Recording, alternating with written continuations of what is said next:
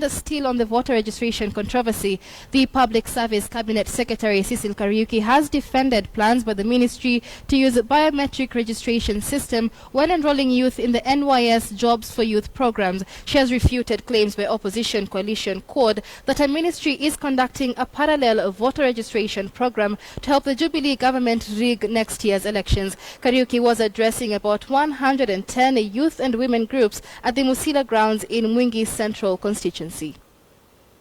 Putting necessary measures in place for us to relaunch the programs, and that in due course we will be back just to assure the public and the young men of this constituency and county that indeed we have taken measures to ensure that when we come back, one, we have registered through the biometric registration all the men, the young men and women who were engaged in the NYS programs.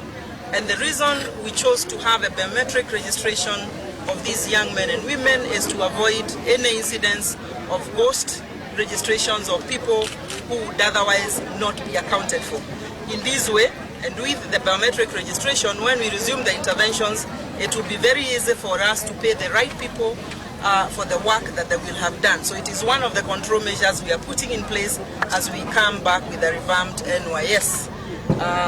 To also say, and this is my appeal, a few days ago, including today, it has been reported in the media that biometric registration of the youth under the NYS program is a parallel registration process to voter registration. I wish to confirm that NYS, and indeed my ministry, is not involved whatsoever with the registration of voters. That is a different exercise under the AIBC.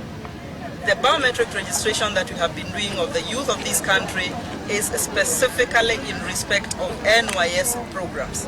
A further request is that we should put this true position to the public so that there is no reasonable doubt. I want to appeal to the politicians to kindly support us as we come to serve the youth of this country.